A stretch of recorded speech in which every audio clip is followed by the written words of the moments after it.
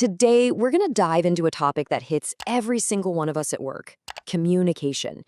It's something we do all day, every day, right? But how often do we actually nail it? Let's get into it. You know that feeling? You spend time crafting the perfect email, you lay out a task super clearly in a meeting, you share what you think is a brilliant idea, and you just get a blank stare. Or, even worse, they go off and do the complete opposite of what you asked. It's got to be one of the biggest frustrations at work, and today we're going to get to the bottom of why it happens. So what's really going on here? Well, it all boils down to what we can call the communication gap. Think of it as that space between the message you meant to send and the message the other person actually heard. To close that gap, we first got to be super clear on what we're even aiming for. Look, effective communication isn't about using big, fancy words or sending a million emails. It's about one thing and one thing only: clarity. The real question is, did the idea that was in my head land perfectly in yours? If the meaning you intended matches the meaning they received, boom, that's a win. If not, it's a miss. Does it matter how well you thought you explained it? But here's the trap we all fall into. We constantly trade effectiveness for efficiency. See, efficient communication is all about speed and low effort. Firing off a quick text or a one-line email. It saves time for sure. But effective communication, the kind that guarantees understanding, well, that often takes more work. Think of face-to-face chat. And choosing speed over clarity, that's probably the number one reason our messages get completely lost in translation. So what's causing all this chaos? Let's think of the barriers to communication as these hidden villains. They're lurking in our conversations, just waiting to sabotage our best intentions. They're the static that scrambles the signal and keeps our messages from being heard loud and clear. In communication theory, this static has a name. It's called noise. And I'm not just talking about a loud office. Noise is anything that gets in the way of the message: a bad sales signal, confusing corporate jargon, or even our own personal biases. So let's unmask the three most wanted villains in the workplace. Our first villain is a really sneaky one: information filtering.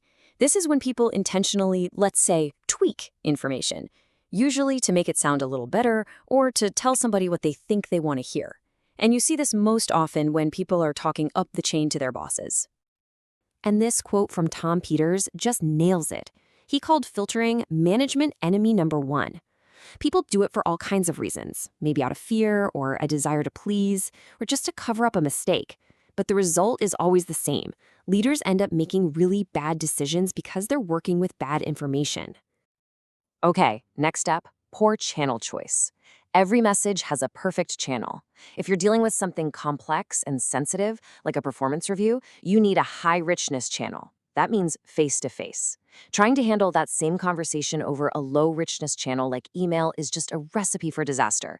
You lose all the tone, the nuance, and you have no way of seeing how the other person is actually taking the news. And our third villain is the mixed message.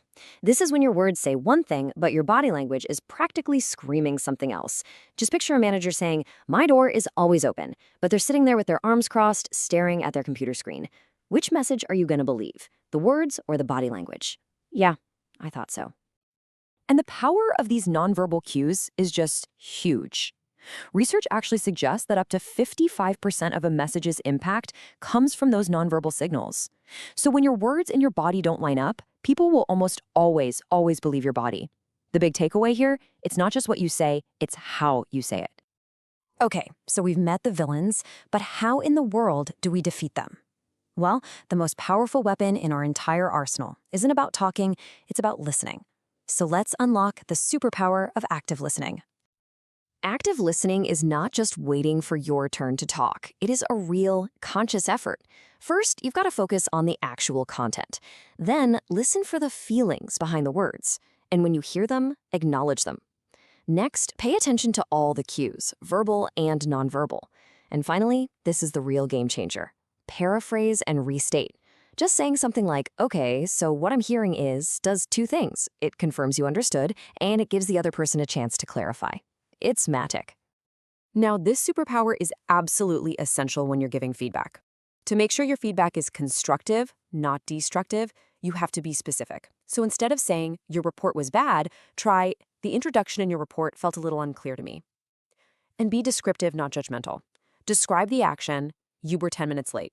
Instead of labeling the person, you're unreliable. See the difference? All right, so we've talked a lot about individual skills, but those skills need the right environment to really work.